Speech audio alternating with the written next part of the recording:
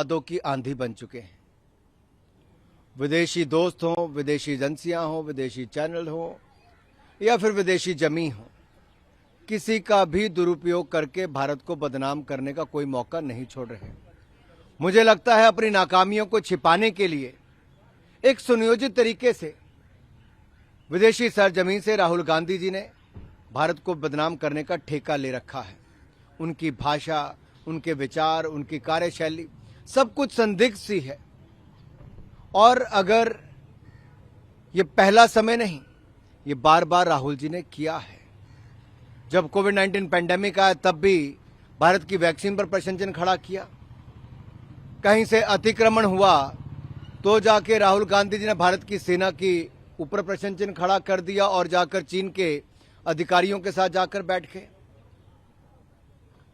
हमारे सेना के जवान शहीद हो गए तो कहते हैं कार बम में कुछ लोग मर गए। ये सोच राहुल गांधी जी की भारतीय सेना के प्रति है? कभी हमारे सैनिकों को बदनाम करने के लिए कहते हैं कि उनको थप्पड़ पड़े, क्या क्या कहते हैं। और इतना कमजोर कांग्रेस पार्टी हो सकती है, भारत नहीं है, कि वो अमेरिका को हस्तक्षेप करने के लिए कहें। मैं इतना ही कहूंगा, राहुल जी, भारतीय लोकतंत्र भी मजबूत है, भारत के लोग भी मजबूत है, भारत की सेना भी मजबूत है और भारत के पास आज एक ऐसा नेतृत्व है जो ताकतवर भी है और दूरदृष्टि भी है। और दुनिया भर के नेतृत्व ने कहा कि हमें भारत में विश्वास है, मोदी जी पर विश्वास है। आप भारत के साथ विश्वासघात मत करिए राहुल गांधी जी। आप भारत की विदेश नीति पर आक्षेप आपके निम्न बौद्धिक स्तर का परिचायक है। कभी दूसरी जमीन पर जाकर अपने देश को बदनाम करने का काम जो आप करते हैं, झूठ फैलाने का काम जो करते हैं, इसको कोई मानेगा नहीं। सर, उन्होंने कहा कि बीबीसी पे भी रेड पड़ना बंद हो जाए, मोदी सरकार के खिलाफ बोलना बंद करते हैं। जो स्वयं भ्रष्टाचार के चलते बेल पर हों, वो दूसरों के प्रति भी और संवैधानिक संस्थाओं के प्रति उनके शायद विश्वास ही खत्म हो गया है। और ये शायद इस पार्टी में पहले भी रहा, जब यहां के मुद्दों को यूनाइटेड नेशन में ले जाना और अब भारत के लिए दूसरे देशों को हस्तक्षेप करने के लिए कहना, ये गुलामी की सोच से शायद बाहर नहीं आ पाए। और आजादी के 75वें वर्ष में मैं इतना ही कहना चाहता हूं, मोदी जी ने कहा है कि गुलामी की सोच से बाहर आना चाहिए, उस मानसिकता से आजादी पानी चाहिए। राहुल जी, आप भी पा लीजिए। देखिए, दिक्कत क्या हो गया राहुल गांधी के साथ कि देश में उनका ऑडियंस समाप्त हो गया और भारत की छवि जो विश्व भर में बनती जा रही है प्रधानमंत्री मोदी के नेतृत्व में, तो ये एक पचाना जो है वो एक दिक्कत का चीज सा हो गया है। अब उसका इलाज उनको लगता है कि विदेश की धरती पे जाके अनाप शनाप बोलना देश के बारे में, तो वहीं 5 आदमी सुनने वाला मिलेगा। और ये निरंतर आप देखिएगा कि भारत विरोधी बात वो फॉरेन लैंड पे ही जाके ये करते हैं। और मेरा बड़ा स्पष्ट मानना है कि एंटी नेशनल कौन है, उसकी परिभाषा क्या है। कोई एक परिभाषा होनी ना चाहिए।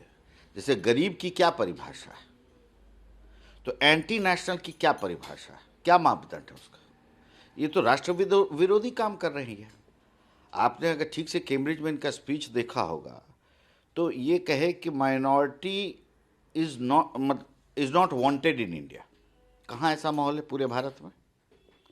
सामने उनके बैठा हुआ एक ऑडियंस था जो सिख समुदाय से आता था, उनको कहा कि इज नॉट वांटेड। तो आप ध्यान से अगर देखिएगा तो एक भड़काना, भारत का एक गलत पिक्चर पेंट करना, ये बड़ा स्पष्ट है कि कोई दूसरे देश का एजेंडा कैरियर है ये। और इनको अब भी ये एहसास होना चाहिए कि भारत जोड़ो यात्रा के बाद 3 चुनाव के परिणाम आए, कोई सरोकार नहीं है भारत के जनमानस से। और ये आदत बन गई है। मैं बहुत गंभीरता से सोच रहा हूँ कि एक प्रिविलेज मोशन लाने का आगामी सत्र में, क्योंकि यह बारंबार ये ऐसा हो रहा है। और मेरा तो मानना है कि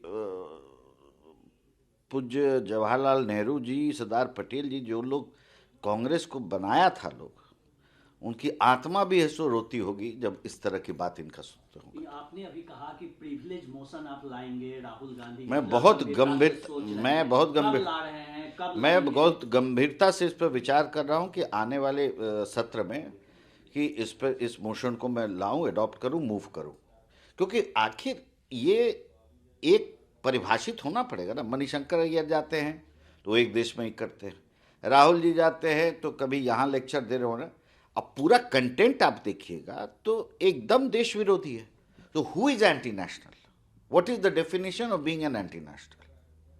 क्या इस परिभाषा में ये आते हैं या नहीं आते? क्या राहुल गांधी के खिलाफ जो प्रिविलेज मोशन आप लाना चाहते हैं, गंभीरता से सोच रहे हैं, किस मसले को लेकर लाना चाहते हैं राहुल गांधी? यही देश की छवि को बाहर जाके आप बारंबार खराब करें। ये फ्रीडम ऑफ स्पीच नहीं है, डेलिबरेट एक्ट है। फ्रीडम ऑफ स्पीच जो है एक अलग चीज होती है। आप लंदन में हाइड पार्क में आप जाइएगा तो बोला जाता है कि डेमोक्रेसी, हम लोग नहीं जानते हैं क्या? ज्ञान के भंडार वही लोग बैठे हुए हैं, सब विद्यासागर नहीं ना है उन लोग।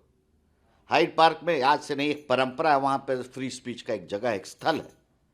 लेकिन आप दिग्भ्रमित करके भारत का इमेज जो राइजिंग इमेज है, एक पूरा दुनिया G20 आज यहाँ हो रहा है, आप जाके छवि पर इंफीरियोरिटी कॉम्प्लेक्स भी होता है तो भी एक दायरे के तहत आदमी जो है एग्जिबिट करता है।